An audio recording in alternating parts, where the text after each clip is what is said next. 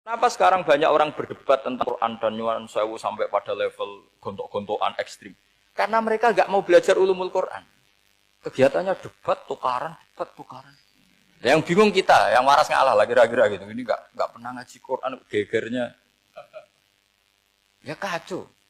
Ada ulumul Quran, itu yang namanya kitab Al-Itqan. Dan itu dibukukan oleh ulama. Dan gampang sekali. Pernah ya Sayyidina Umar ketika Futuhat. Futuhat, beliau sudah Futuhat itu mengalahkan musuh-musuh Islam yang memusuhi Islam.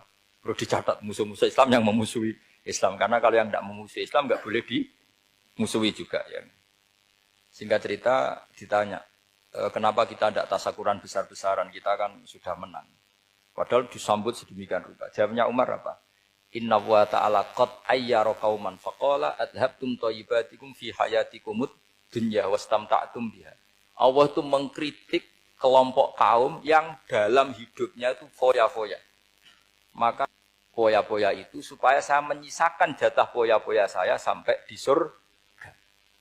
Nanti orang kafir ketika dimasukkan neraka di antara taubehnya Allah.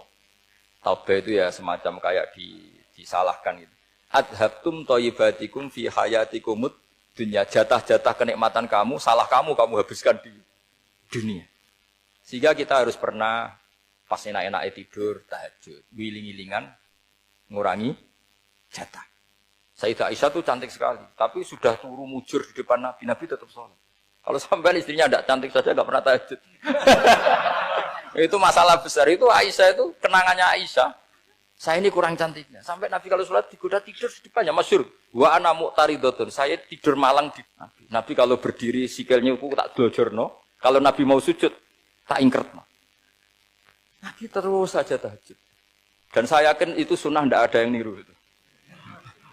Aisyah loh, bukan yang Saudah, Aisyah. Di semua riwayat itu, kalau Saudah kan mungkin wah pantesan Saudah kan gitu. Ini Aisyah. Terus ada cerita lagi, betapa Rasulullah memang Nabi betul. Aisyah itu istrinya paling cantik. Kan yang nyanyi cantik itu hanya Aisyah, Zainab sama Sofia. Kira-kira rivalnya itu. Yang rivalnya itu kira-kira. Ya sebagian ya cantik tapi enggak sekelas ini. Rasulullah itu malam-malam keluar. Terus pikiran Aisyah, pasti ke sebagian rival saya. Doroh itu maru. Coba. Dibuntuti sama Aisyah. Nabi enggak tahu kalau dibuntuti Aisyah. Ini hadis riwayat doa masuk kuburan. Jadi hadis itu ya unik. Kalau enggak di tangan ulama itu jadi kacau. Babu doa li ahlil kubur. Bab mendoakan ahli kubur itu babnya itu tentang cemburu. Walhasil karena Nabi keluar, wah ini mesti itu enggak benar ini. Paling ke Sofia atau ke ya pokoknya Zainab, pokoknya yang cantik-cantik. Ditututi sama siapa Aisyah. Nabi enggak tahu itu. Ternyata Nabi itu kebaki itu. Assalamualaikum warahmatullahi mu'minin wa inna insyaallah bikum lahikun. Jadi barokahnya cemburu, hadis itu ada rawinya. Oh, ternyata ke kuburan toh. Itu sampai pulang, jadi hadis itu diriwayatkan Aisyah. Ghirtu itu cemburu, saya ini cemburu sama Nabi. Malam-malam keluar, tak tututi juga mau kuburan. Lah, sahabatnya tanya, muridnya Aisyah, lalu baca apa? Assalamualaikum minin wa inna insyaallah bikum lahikun. Kalau sampean kan enggak, dibuntuti tok bar tenan. Mesti barbaran. Jadi ini penting saya utarakan. Jadi cobalah ulumul Quran dikaji secara baik. Insya Allah nanti maknani Quran itu mudah sekali. Karena memang sesuatu itu harus ada ilmu. Ya sesuatu itu harus ada ilmu. Banyak ulama itu nangis karena mudah memahami rahmat Allah. Abu Yazid Al-Bustami itu jadi wali bukan karena banyak wiridannya, enggak. Dia setiap makan itu memuji begini, ya Allah, engkau itu tidak butuh saya, tapi kenapa ngasih makan saya? Kalau majikan ngasih makan karyawannya kan supaya mau kerja. Semua kebaikan manusia itu pasti ada imbalannya.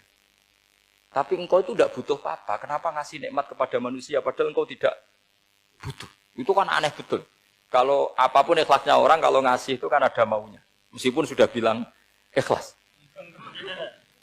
Oh sudah, tapi kalau Allah itu tidak butuh. Misalnya ada orang nyumbang masjid ikhlas, tetap di hatinya, benak Jumatan Par, Quran yang dindi, tetap ada kepentingannya. Tapi kalau Allah, sehingga cara mensifati Allah itu luar biasa. Makanya orang jadi wali itu diantara kata Rasulullah, Inna woha la yardu anil abdi idha akalal aklah fayahmaduhu alaiha au yashrubah syarbah fayahmaduhu alaiha. Allah itu sangat ridho orang jadi wali itu kan diridani Allah. Allah itu sangat ridho kalau seseorang makan, kemudian dia muji Allah. Coba apa hebatnya lemes mati? Apa hebatnya presiden seluruh dunia? Kalau nggak makan ya lemes mati. Orang yang katanya paling top di dunia, itu nak gak makan kangkung nyatanya ya lemes. Hebatnya di mana?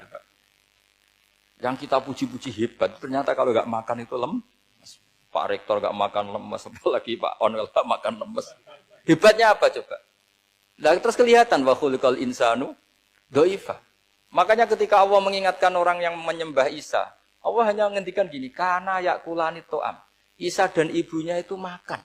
Maksudnya kalau nggak makan itu ya Kamu kebayang nggak punya Tuhan terus, Pak Tuhan jangan lemes, monggo dariin. Kayak apa malunya kita punya Tuhan kalau nggak makan apa? Lemes. Terus nanti cerita, alhamdulillah tadi Tuhan mampir sini. Tadi lemes lah tak kasih makan, bergas lagi. Makanya ini kalau nggak makan itu. Tapi kita sering keliru mengatakan Presiden Amerika itu super power hebat. Hebatnya di mana seorang manusia? Kalau nggak makan ya. Ini makanya Allah ngintikan wa khuliqal insanu dhaif. Sehingga banyak para wali itu dekat Allah ketika makan. Bukan apa-apa, karena tadi makannya itu tidak kayak sampai anak makan, banyak lahap, segala-galanya udah gitu.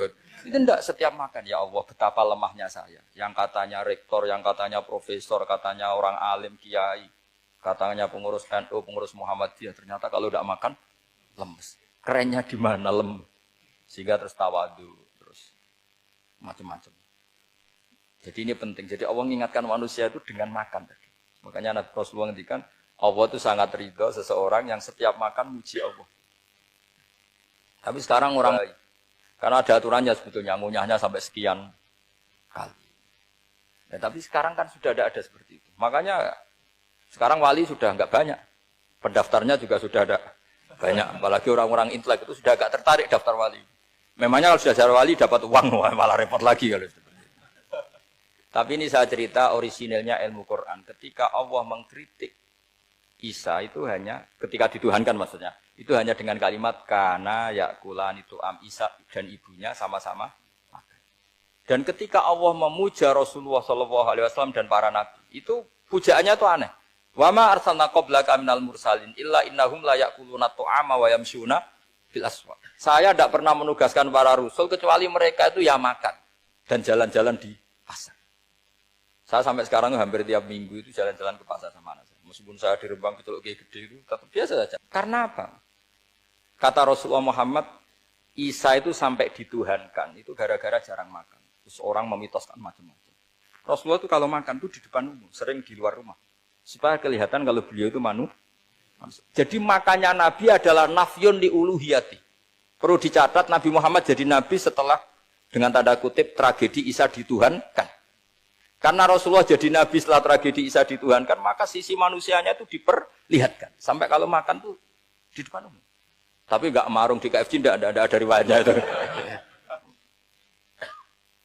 Nah, karena kepentingannya itu sehingga makannya Nabi ini ibadah yang luar biasa. Karena menunjukkan sisi kemanusiaan yang akan aman, tidak akan dituhankan.